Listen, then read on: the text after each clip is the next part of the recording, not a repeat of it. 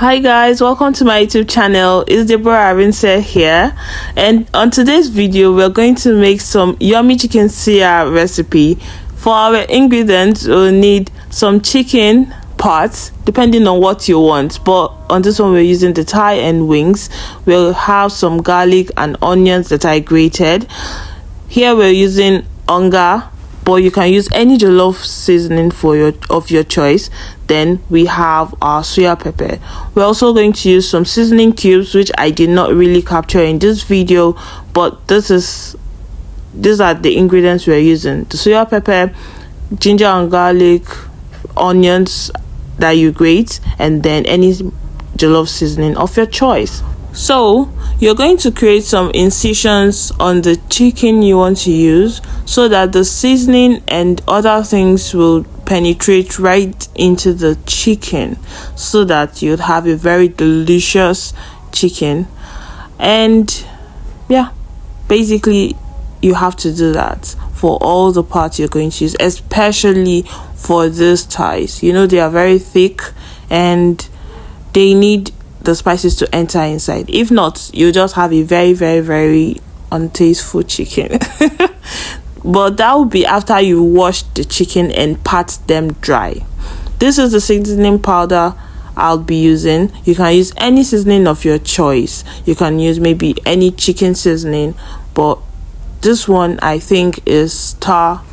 Do well to rub in the seasoning as much as possible. Make sure it's coated properly so that you do not have a tasteless meat, because chicken can be very funny at times. If you do not get the seasoning in, my dear, you would end up with tasteless chicken, because we're not boiling it, we're going to grill it directly, and you see, you don't want to come out with tasteless chicken. I don't know the quantity of seasoning I used, please, because I had already pounded everything, because you know how seasonings are very tough this period. But yeah, you get the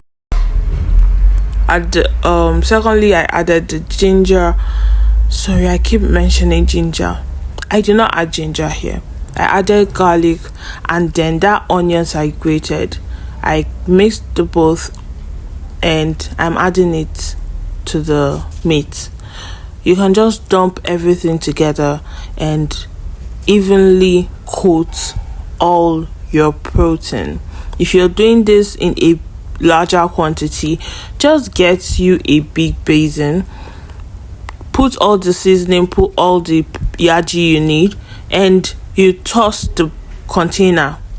You just take the container and keep flipping, making sure all the meat you want to use is completely coated. And I assure you, it's still going to come out the same. It will be equally delicious. You can just use your hands to now rub in the few that did not get much of the seasoning. So from this point, you just keep watching.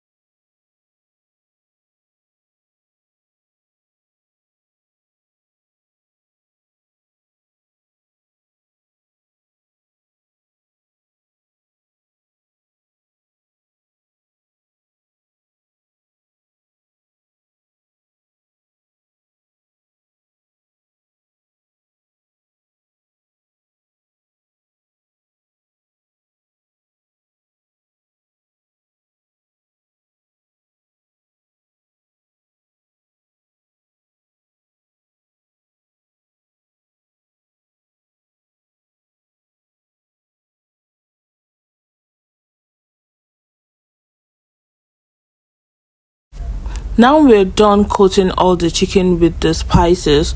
We're going to allow it to sit for as long as you can. You can even do it overnight and keep it in the fridge. Then you arrange it on your baking paper. I have a pan, oven tray underneath, and then I spread the baking paper on top, and I am arranging the chicken.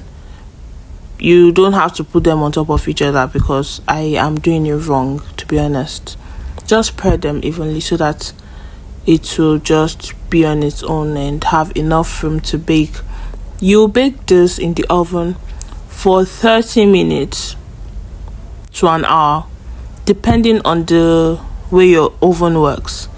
You bake it for 30 minutes to an hour and allow it to be fully cooked, and probably allow it to become a bit dry because you don't want it to be undercooked, but it will come out very delicious. And these are the beauties we got. We did not add any single vegetable oil.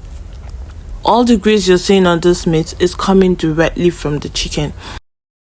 So lovelies, I hope you'll be trying out this recipe one of these days for your family. Please do not forget to like, share and subscribe. Thank you for watching.